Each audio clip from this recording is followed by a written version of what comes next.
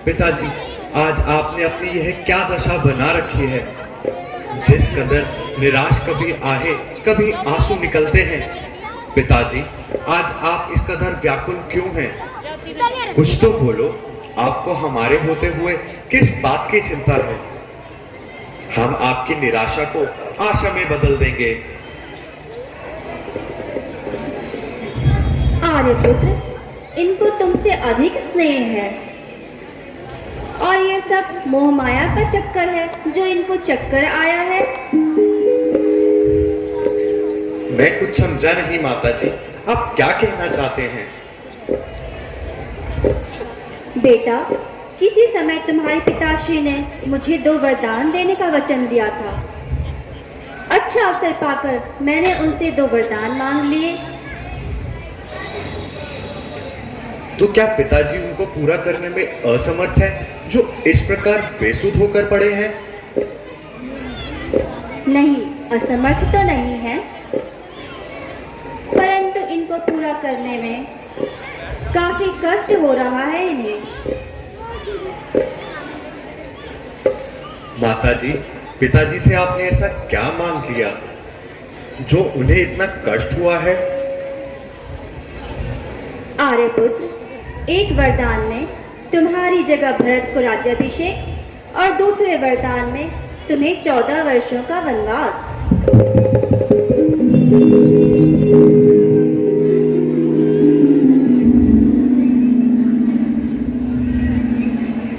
तुम्हारी जुदाई का सदमा सहन नहीं कर पाए और चक्कर खाकर गिर गए। बड़भागी वह बेटा है जो माता पिता का आज्ञाकारी है। माता यदि आज्ञा दे तो जिंदगी पवित्र हमारी है। निश्चय है आज स्वर्ण अवसर हमको आज्ञा देती है माँ। है आज हमारा सौभाग्य हमसे सेवा लेती है माँ। माँ, हम स्वयं विचार करते थे थोड़ा समय बनों में दें, तब जानेंगे हम दुख क्या है जब जीवन दुखी जनों में दे। सच कहते हैं माँ, मन की कहते हैं, है तिलक बहुत ही भारी हमें। वह भरत प्राण प्यारे को हो, इसमें आनंद अपार हमें। पिताजी, जब हम खुशी खुशी बन जाने के लिए तैयार हैं, तो आप निराश क्यों हैं?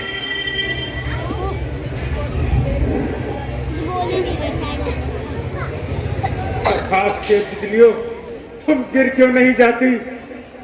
इस राजपाट को चला क्यों नहीं देती, जिसके कारण मेरे राम को वनवास। हे भगवान, तुम मुझे मृत्यु दे दे। मैं इसे जुदा होते नहीं देख सकता। पिताजी, शोक और संताप को दूर कीजिए और हमें वन जाने की आज्ञा दीजिए। मैं आपके वचनों का पालन करने में बड़ा आनंद पाऊंगा। आर्यपुत्र, जब तक तुम इनके समक्ष खड़े रहोगे, ये ऐसे ही संताप करते रहेंगे। तुम शीघ्र ही जाओ, माता कौशल्या से आज्ञा लेकर वन के लिए आगमन करो। जैसी आपकी आज्ञा माता जी। आपके आज्ञा का अवश्य पालन होगा। मैं अभी जाकर माता जी से आज्ञा पाता हूँ और वन जाने की तैयारी करता हूँ।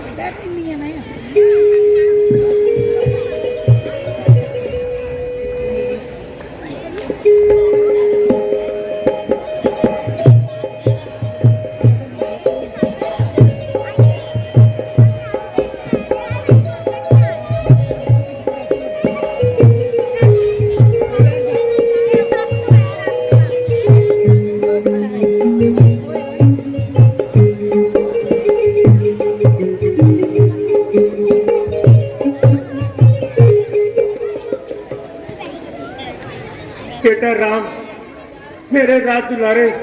सीता बेटी, राज तिलक की सभी तैयारियां हो चुकी हैं, किंतु राम दिखाई नहीं दे रहा। महाराज भी नहीं आया। शुभ कार्य में देर का है का।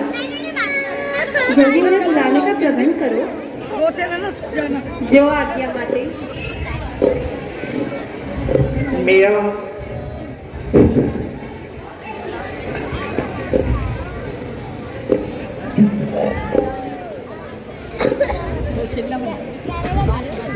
माता जी प्रणाम। चिरंजीव रहो बेटा। राम, तुम कहाँ गए थे? सभी तुम्हारी राह थे। माता जी पिताजी ने बुलवाया था। वो स्वयं क्यों नहीं आए, यद्यपि उन्हें मालूम है कि तुम्हारा राज तिलक होने वाला है?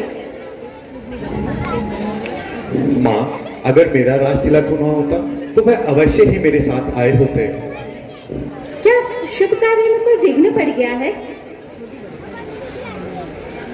माता जी, हमें राजपाट के भार से अब छुटकारा मिल गया है। क्या तुम्हें राजपाट के भार से छुटकारा मिल गया है? तो ये भार किस पर डाला गया है? अब ये भार भाई भरत को उठाना होगा और हमें 14 वर्षों के लिए वनों को जाना होगा। क्या तुम्हें 14 वर्षों के लिए जाना होगा?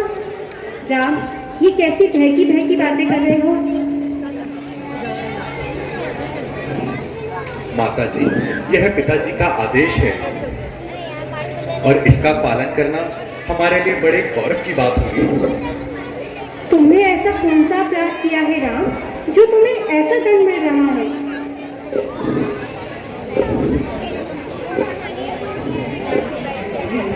माँ, ये दंड नहीं है, ये तो सूर्य कुल की मान मर्यादा का प्रश्न है।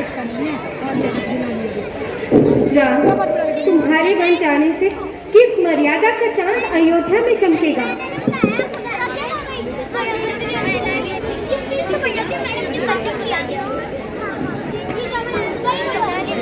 माता जी, किसी समय माता कैकेयी को पिताश्री से 2 वरदान मिले थे।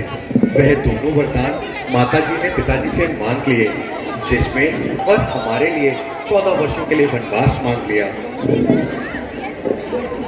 और इसका यदि हम पालन नहीं करते तो सूर्य कुल की मान मर्यादा का प्रश्न इनकार के बादल के पीछे छुपकर रह जाएगा। हे विधाता, बड़ी मुद्दत के बाद मेरे आंगन में उजाला आया था। आंधी के एक झोंके से अंधेरा छाया है। विधाता, तूने बुढ़ापे में एक कैसा दुख दिखाया है, ये कैसा संकट आया है।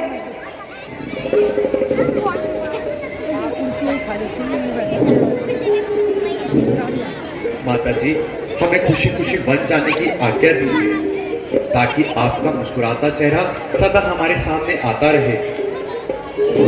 बेटा राम, यदि महाराज वचन दे चुके हैं तो रोकने वाली मैं कौन होती हूँ? तुम उनकी आज्ञा का पालन करो। यही तुम्हारा कर्तव्य है राम। मैं तुम्हें खुशी खुशी विदा करती हूँ। जैसी आपकी आज्ञा माता जी। चिरंजीव रहो बेटा।